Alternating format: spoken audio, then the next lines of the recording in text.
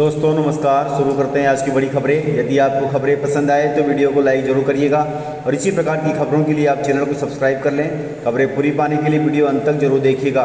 और आप हमें प्रदेश के किस जिले से देख रहे हैं कमेंट बॉक्स में जरूर बताइएगा। दोस्तों किसानों के लिए अच्छी खबर है। कृषि मंत्री कमल पटेल ने कहा है कि नई योजना से बढ़ेगी अब किसानों की आय। वहीं 26,000 कृषकों को मिलेगा अनुदान का लाभ। कृषि मंत्री कमल पटेल ने बताया कि प्रदेश में प्राकृतिक खेती को बढ़ावा देना है। इसके लिए सरकार द्वारा प्राकृतिक कृषि विकास योजना को शुरू किया जा रहा है। इसके तहत किसानों को बड़े लाभ दिए जाएंगे। कृषि मंत्री ने बताया कि इस योजना के प्रथम चरण में सभी जिलों से 100 गांवों का चयन किया जाएगा। वहीं हर गांव में 5 किसान चयनित कर उन्हें गौ पालन के लिए अनुदान भी उपलब्ध कराया जाएगा। इसके अलावा प्राकृतिक कृषि को प्रोत्साहित करने के लिए प्रदेश में नए प्रयोग भी किए जा रहे हैं। प्राकृतिक कृषि को प्रोत्साहित करने के लिए प्रारंभिक तौर पर 5,200 गाँवों में यह व्यवस्था शुरू की जाएगी। हर गांव से 5 किसानों को चयन किया जाएगा।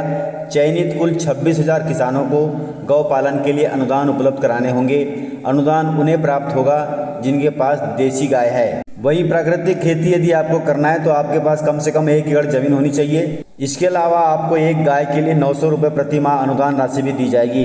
किसानों के लिए इस योजना को सफलतापूर्वक चलाने के लिए आत्मा योजना भी शुरू की गई है ताकि चयनित किसानों को इस योजना का लाभ अच्छे से मिले।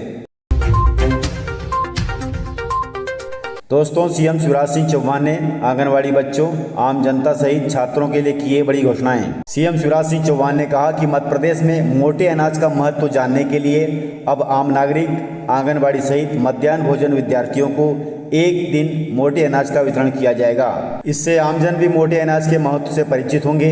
वहीं मोटे अनाज में कोदो कुटकी के वितरण की व्यवस्था की जाएगी। सीएम शिवराज सिंह चौहान ने कहा कि पोषण की दृष्टि से मोटे अनाज का महत्व बहुत अधिक है, अर्थात इन मोटे अनाजों में बहुत ज्यादा पोषक तत्व शामिल होते हैं। अब मध्याह्न भोजन में आंगनबाड़ी बच्चे यह मोटा अनाज खाएंगे तो प्रदेश में कुपोषित बच्चों की संख्या में कमी होगी। किसानों के लिए सीएम शिवराज सिंह चौहान का बड़ा ऐलान। उन्होंने कहा कि मध्य प्रदेश में तरल नैनो यूरिया को प्रोत्साहित किए जाने की दिशा में बड़ा कार्य किया जा रहा है, जिससे किसानों को राहत मिल रही है। यह कार्य इफ्को के सहयोग से किया जा रहा है। प्रदेश के कुछ जिलों में 1000 एकड़ कृषि क्षेत्र में नैनो तरल यूरिया के छिड़काव का प्रयोग भी किया गया है। वहीं खरीफ सीजन 2022 में अब तक 6 लाख से अधिक नैनो तरल यूरिया का किसानों को विक्रय किया गया है। सीएम शिवराज सिंह चौहान ने कहा कि विदिशा जिले में हरी मटर और धनिया के उत्पादन को बढ़ावा मिल सकता है। इसके अलावा रीवा, सतना, ग्वालियर, उज्जैन, शाजापुर, इंदौर, देवास में आलू के उत्पादन को बढ़ाने की तैयारी की जा रही है। वहीं नर्मदापुरम, सीहोर, छिंदवाड़ा में संतरा और अमरूद के उत्पादन को भी बढ़ावा दिया जा रहा है। सरकार की देखरेख में इन फसलों के उत्पादन से किसानों को मिलेगा बड़ा लाभ। कर्मचारियों को मिला है बड़ा तोहफा। तोहफे के तहत महंगाई भत्ते में 3% की गई है बढ़ोतरी। इसके लिए आदेश भी जारी हो गए हैं। दोस्तों मध्य प्रदेश के सरकारी कर्मचारियों के बाद अब बिजली कर्मचारियों को भी बड़ा तोहफा मिला है। एमपी पावर मैनेजमेंट कंपनी ने बिजली कर्मचारियों के महंगाई भत्ते में 3% की बढ़ोतरी की है। यह बढ़ोतरी 1 अगस्त 2022 से लागू होगी और बढ़े हुए भत्ते का लाभ सितंबर की सैलरी के साथ मिलेगा। इस प्रकार त्योहारी सीजन में कर्मचारियों की बल्ले बल्ले हो रही है। दोस्तों भारी वर्षा के बीच कर्मचारियों की गलती से 55 गायों की मौत हो गई। राजगढ़ जिले से खबर है। राजगढ़ जिले में हुई भारी बारिश के कारण बेसहारा मवेशियों को भी अपनी जान से हाथ धोना पड़ा। ऐसा ही एक सनसनीखेज मामला तलेन क्षेत्र में सामने आया है। यहाँ भारी वर्षा देखकर गौशाला के 2 कर्मचारियों द्वारा गौशाला में ताला लगा दिया गया। इसके बाद नदी में आई बाढ़ का पानी गौशाला में भर गया। द्वार पर ताला लगा होने से गायें बाहर नहीं निकल पाई और बाढ़ के पानी में बह गई। इस प्रकार 55 मवेशियों की मौत हो गई। पुलिस को इस मामले की जब सूचना मिली तो गौशाला संचालक सहित 3 लोगों के खिलाफ प्रकरण दर्ज किया गया है। मध्य प्रदेश में बारिश थमने के बाद बांधों के गेट खोले जाने के कारण चंबल नदी में बढ़ रही है बाढ़। इसके लिए मुरैना सहित अन्य जिलों के 38 गांवों में रेस्क्यू कर 8,439 ग्रामीणों को राहत केंद्रों में पहुंचाया गया है। दोस्तों चंबल नदी में आई बाढ़ पल पल विकराल रूप लेती जा रही है। चंबल नदी का जलस्तर खतरे के निशान से 6 मीटर ऊपर पहुँच गया है, जिससे जिले के 200 से ज़्यादा गाँवों में बाढ़ का अलर्ट जारी किया गया है। वहीं 38 गाँव या तो टापू बन गए हैं या फिर उनमें बाढ़ आ गई है।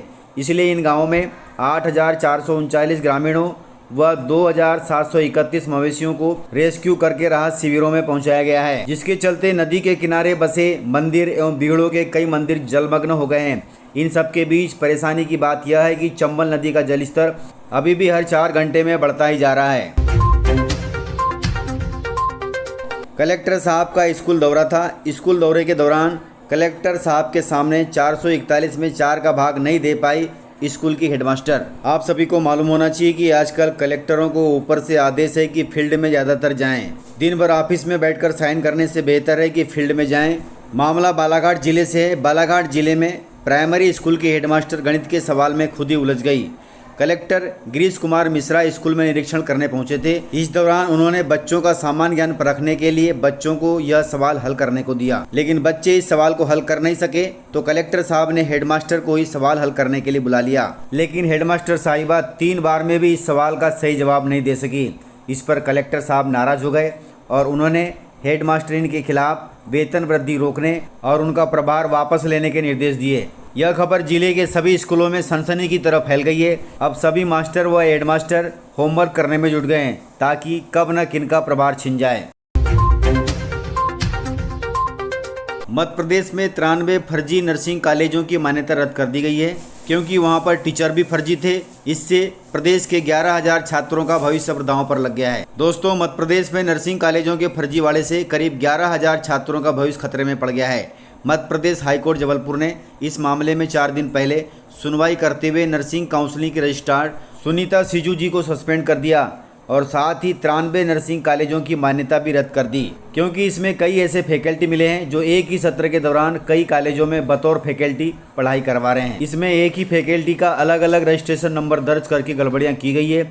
इसलिए हाईकोर्ट ने इन 93 नर्सिंग कॉलेजों की मान्यता रद्द कर दी है। इनमें छतरपुर, बालाघाट, बड़वानी, बैतूल, नर्मदापुरम, धार, भोपाल, इंदौर, जबलपुर, खरगोन, पन्ना, विदिशा, टीकमगढ़, शहडोल, सिवनी, सीहोर आदि जिलों के कॉलेज शामिल हैं।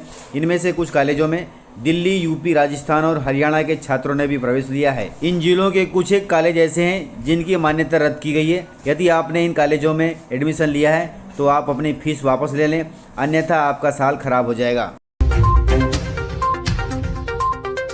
कुछ ही दिनों में गणेश चतुर्थी आने वाली है। गणेश चतुर्थी में आप इको फ्रेंडली गणेश जी लाएं और उनकी पूजा करें। वैसे प्रदेश की राजधानी भोपाल में इको फ्रेंडली गणपति की डिमांड बढ़ गई है, क्योंकि यहाँ पे इको फ्रेंडली गणपति बनाए जाते हैं। इनकी डिमांड राजस्थान, महाराष्ट्र, हरियाणा, यूपी समेत कई राज्यों में बढ़ गई है। दोस्तों, कहते हैं कि जब इंसान कुछ करने की ठान ले तो कायनात भी मदद करने लगती है। ऐसी कहानी भोपाल के बरखेड़ी में रहने वाली कांता यादव जी की है। उन्होंने अपने शौक को आगे बढ़ाने के लिए लॉकडाउन में यूट्यूब पर इको फ्रेंडली गणेश जी बनाना सीखा, अर्थात मिट्टी और गोबर से गणेश की मूर्ति बनाना सीखा। आज उनके हाथों से बनाई हजारों गणेश प्रतिमाओं की डिमांड देश के कई राज्यों में बढ़ गई है। प्रदेश में बाढ़ पीड़ितों को अब भोजन की दरकार लग गई है। हेलीकॉप्टर पहुंचते ही भोजन के लिए हवा में उठने लगते हैं सैकड़ों हाथ। दोस्तों, मुरैना में बाढ़ का पानी थमने के बाद अब लोगों के सामने भोजन की समस्या पैदा हो गई है। इस समस्या से निजात पाने के लिए जिला प्रशासन का हेलीकॉप्टर इन बाढ़ से घिरे गाँव में जाकर भोजन के पैकेट गिरा रहा है। जैसे ही किसी गाँव में हेलीकॉप्टर पहुँचता है तो वहां लोग दौड़कर जाते हैं और भोजन के लिए आसमान की ओर एक साथ सैकड़ों हाथ खड़े कर देते हैं। दोस्तों, जिले में बाढ़ की त्रासदी इतनी भयावह है कि लोगों के खेत, घर, गृहस्थी व खाने पीने का सामान तक पानी में डूब गया है। अब उनके सामने जीने के लिए भोजन का संकट उत्पन्न हो गया है। जिला प्रशासन इतने लोगों को गाँव से बाहर नहीं निकाल सकता, लिहाजा उसने हेलीकॉप्टर से भोजन भेजना शुरू कर दिया है, लेकिन यह भोजन भी ऊँट के मुंह में जीरा साबित हो रहा है। इस प्रकार से ऐसे हालात हैं, यदि हम भी नज़दीक रहते तो कुछ थोड़ी बहुत मदद करते हैं। इस प्रकार से जानकारियाँ थी। यदि आपको जानकारियाँ पसंद आई हो तो वीडियो को लाइक ज़रूर करिएगा।